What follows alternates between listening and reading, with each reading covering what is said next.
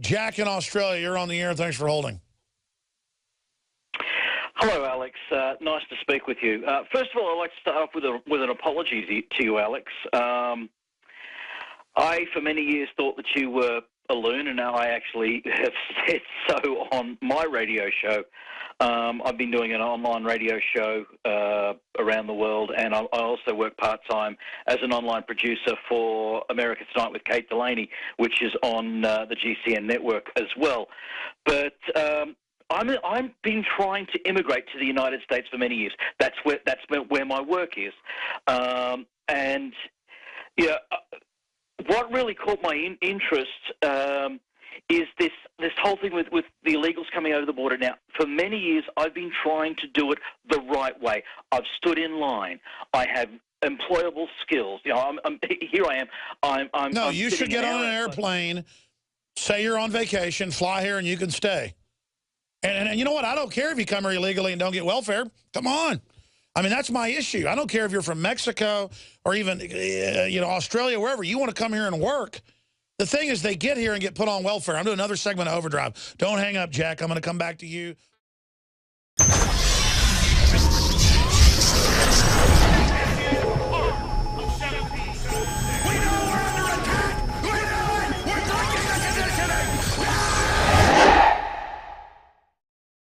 Stereotype of Americans being lazy now is accurate.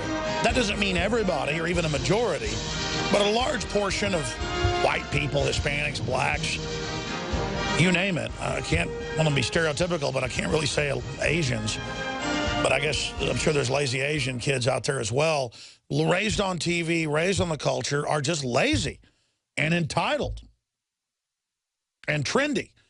So, I mean, I see the way Mexican workers work. And, I mean, they work hard, folks, on average. But I see poor blue-collar white people, black folks that work just as hard. It's just that they're in the system if they're a Hispanic American or black American or white American. Or half the kids out there are mixed nowadays. I don't know what they're going to do soon when most of the kids are Hispanic, white, black, white, everything else. I mean, literally, it's all this balkanization. But if you're in the system, paying taxes, getting the insurance, you can't go get the job that the illegals have got. Used to, painters got paid enough to live decent. You don't now. Or carpenters. My dad put himself a lot through college, as a carpenter. You can't make that kind of money nowadays. My dad knew how to make cabinets. He can make a lot of money in cabinetry shops. He'd go work a few days a week in those and a few days a week on the railroad, make enough money. But those high-paying jobs for blue-collar folks are gone.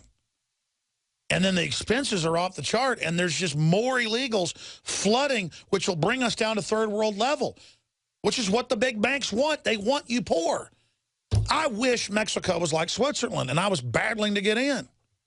But it's not. I want more free countries, more wealthy countries. I'll be honest, I'm sick of the United States. And I know why these folks are sick of their countries. They're hellholes.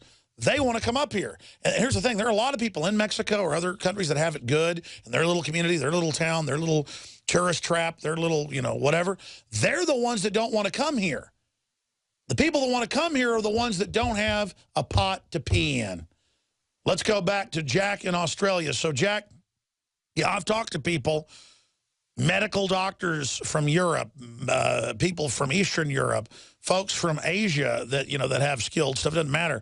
If you're skilled, try to go the regular route. It's very hard to get in. Or if you try to do it legally, it's hard to get in. But if you just do it illegally, then it's okay. And the Democratic Party particularly is making a ton of money off the immigration lawyers, off all of it in the border states, and off all the other rackets. And the Republican leadership wants the cheap labor. So I don't know how this ends other than the country collapsing.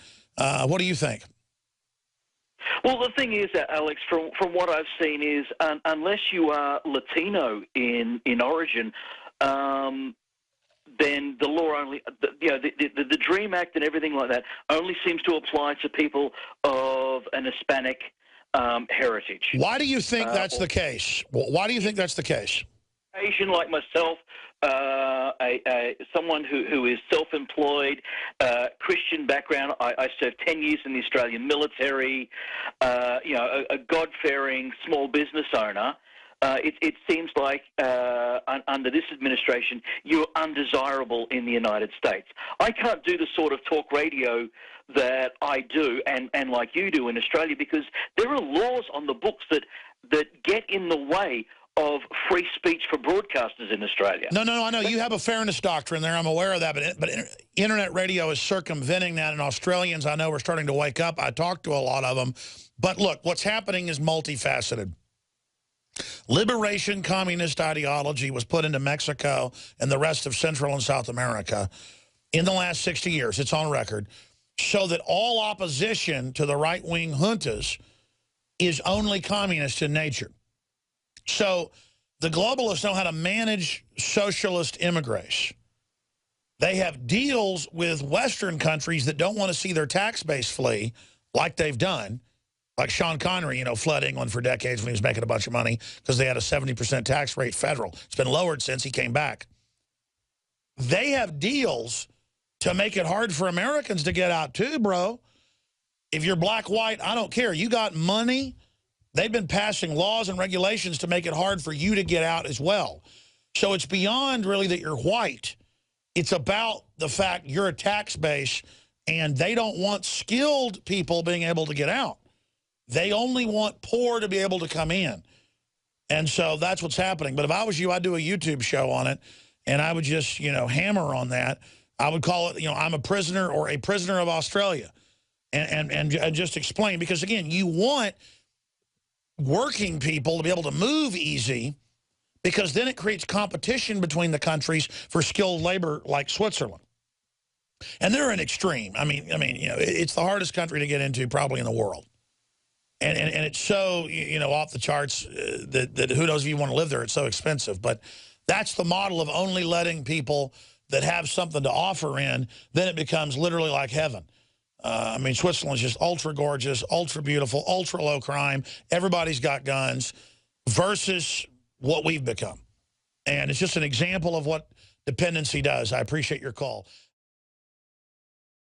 You are watching the best of the Alex Jones Show, weekdays from 11 a.m. to 2 p.m. Central. Watch live at Infowars.com/show or become a member of InfoWarsNews.com and help us take resistance to the next level.